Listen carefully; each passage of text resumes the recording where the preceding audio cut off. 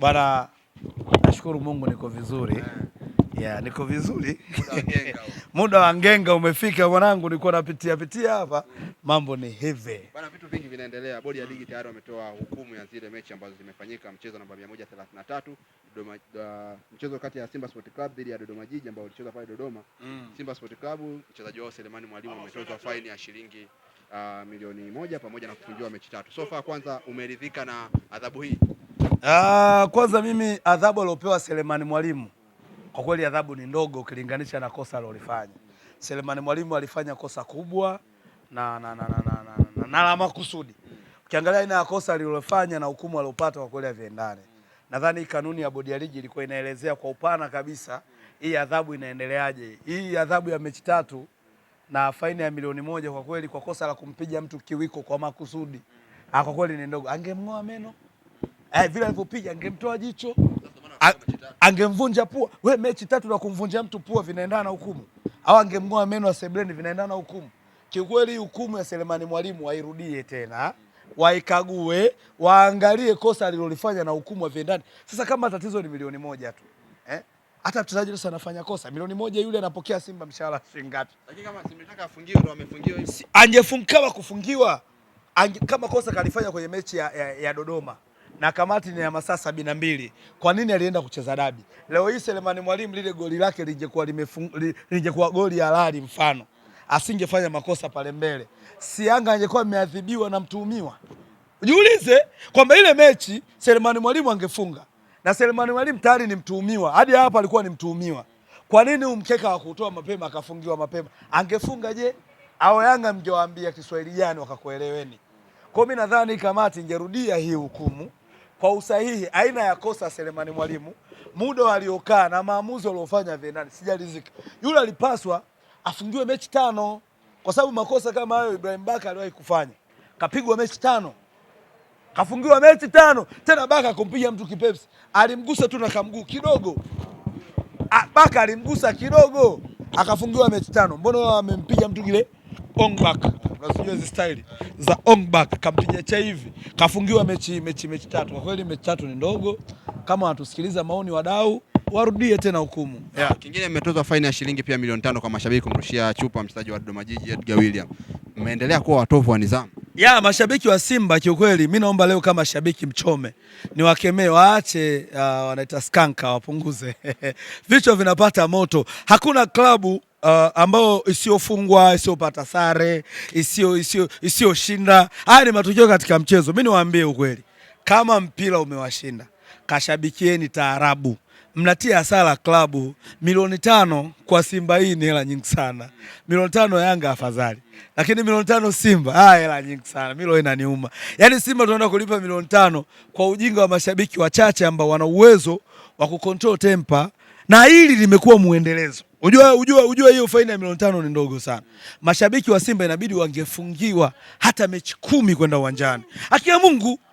Au msimu mzima wakafungiwa. Kwa sababu gani? Wamekuwa wanafanya matukio haya muendelezo, na hawa mashabiki wana tuzo ya shabiki bora wanayo wao. Wameipataje? Tuzo ya mashabiki bora Afrika siko Simba pale. Sasa mashabiki kama hao wanatuzalilisha. Mimi ninachokiomba hii hukumu tena wairudie, wale mashabiki inabidi waadhibiwe kwa kufungiwa kwenda uwanjani msimu mzima, na msimu ukianza wachapwe viboko kuingia uwanjani. Iwe kama fundisho. Mwandishi nisikilize. Iwe kama fundisho, siku nyingine wasirudie. Kwa sababu haya matukio Simba haiwezi kupita miezi 2 mashabiki hawajapigwa adhabu. Miezi 2 hajapigwa adhabu. Sio sawa. Mashabiki inabidi mjifunze kutoka kwa mashabiki wa Yanga. Kimaliza kwenye huo mchezo, Abdi Banda amefungiwa pia michezo 3 kwa kosa la kujiangusha kwenye machela ambao wanasema ni kosa sio la kiwana michezo. So far adhabu alistahili. Abdi Banda kaonewa. Oya, narudia kwenye mechi moja ya Yanga na nani huyu? Alikuwa tukiwa Yanga ashinde ile mechi ya fuzu. Ainge si Alja. Oya, wachezaji wako wadondoka kwenye machela. Mbona hao hawajafungiwa? Hao hizi sheria zipo Bongo, FIFA na CAF hazipo. Kwa sababu Abdi Banda kuanguka, Morrison kaanguka mara ngapi? Kipindi Morrison anacheza.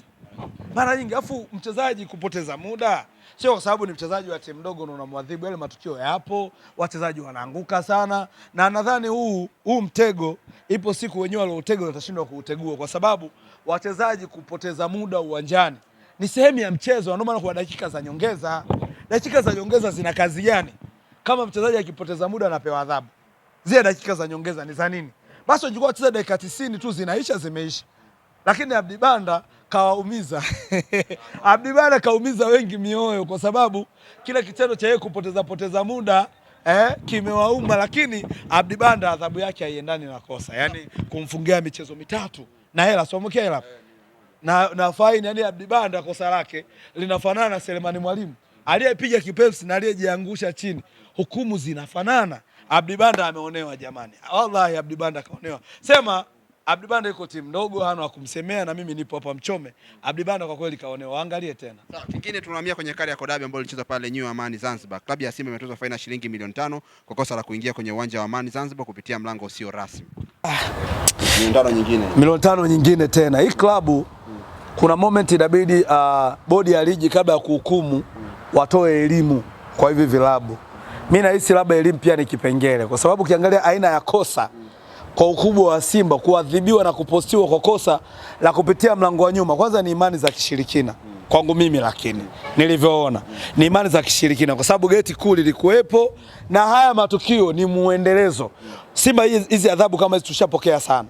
Tutasikia mara pitia geti la nyuma kwa Mkapa, mtasikia tukapitia mlango wa kaskazini kwa Mkapa, ameenda Amani kapitia mlango sio. Mimi nadhani hukumu bodi ya ligi pia watilie mkazo haya mambo kwa level ya ligi yetu ilipofika, nadhalilisha kwa kweli. Hata pia kutumia chumba ambacho mlisema kimetobolewa pia mmetozwa faini ya shilingi milioni 5. Ni kwazi kwamba nyendo mlitoboa? Sasa kama tumeadhibiwa sisi, na ndio maana nilikwambia scope hapo. Asante sana bodi ya ligi. Mimi nilisema Yanga hawezi kutoboa. Kama angekuwa Yanga katoboa, Yanga ndo angeadhibiwa. Kwa nini Yanga atoboe yeye afa adhabu apate Simba? Ina maana yale matundu hajatoboa Yanga, wala tutafanya uchunguzi. Yale matundu tulitoboa wenyewe kuwatoa Yanga mchezoni na tulifanikiwa kwa kweli. Yanga siku ya dabi alitoka mchezoni na tukafanikiwa kupata sare, lakini yale matundu yale pale hawakutoboa wale Yanga. Na ndio maana hukumu imekuja kwetu. Na hizi hela ambazo watu wanapigwa faini, watu hawajali, anazilipa nani? Mbona kama klabu watu wanatia hasara kwa makusudi? Yaani mtu hasara si wenyewe. Kuna watu wanatia hasara. Yaani pale kuna watu ambao kwani si maelekezo watu wanatoa, jamani tusiendi kule. Si watu. Wanatia hasara klabu, ni wakina nani hao tunataka kuwajua? Kwa sababu ndo yale ambao wanasema Simba ikifungwa watu wanaenjoy, ndo watu kama wanatia hasara klabu. Sawa, kingine ambacho kinaendelea hapa pia ni mabounce wa Simba na Yanga pia nao wamesababisha kosa la kutoza faini ya shilingi milioni 5 kwa kila klabu. Ina maana kugombana. Ina maana Yanga katika mkeka wote ndo hukumu hiyo amekutana nayo. Maskini. Yanga wamemuonea. Yanga hakugombana kwa kweli. Mimi nilikuwepo Zanzibar na nilifuatilia lile tukio, lakini sawa kwa kuwa wamejaribu kubalance story, sio mbaya wamebalance. Hiyo story imekuwa balanced na Yanga angalau naweka ingia kwenye mkeka.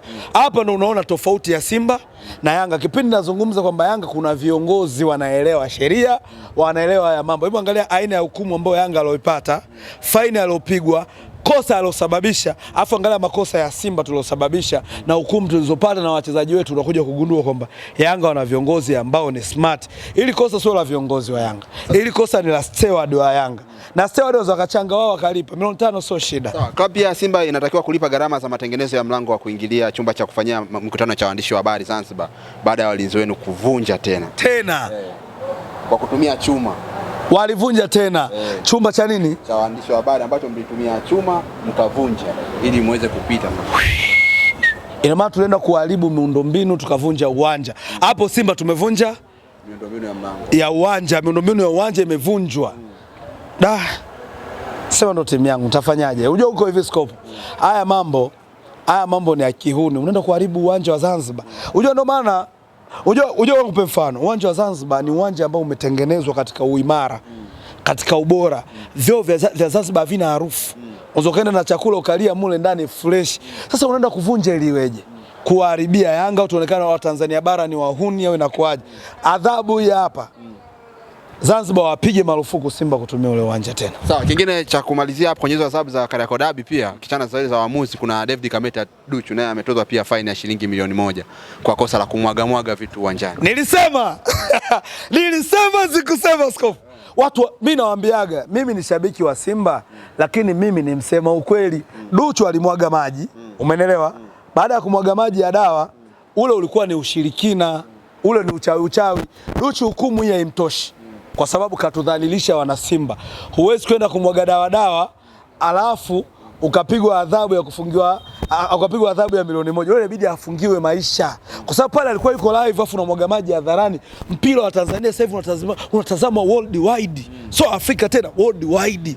Watu wamewekeza heshima na hela na nguvu. Unaenda kuonesha ushirikina hadharani. Kwanza kama klabu ya Simba haijamtuma Duchu, imuite kamati ya nidhamu na imfungie kabisa kushiriki, kwa sababu kama ile adhabu, kama yale mambo aliyofanya Duchu hajatumwa na klabu, ni akili zake mwenyewe, basi Duchu afungiwe na Simba, ikiwezekana apewe hata thank you. Yeah. Sawa, kingine marefario line 1 Kasim Mpanga amefungiwa miezi 6, lakini pia kwa kosa kukataa goli la Selemani Mwalimu dakika ya 70. Lakini pia mwingine ni mwamuzi msaidizi Hamdani Saidi pia kwa kosa la kutafsiri offside ya Dube.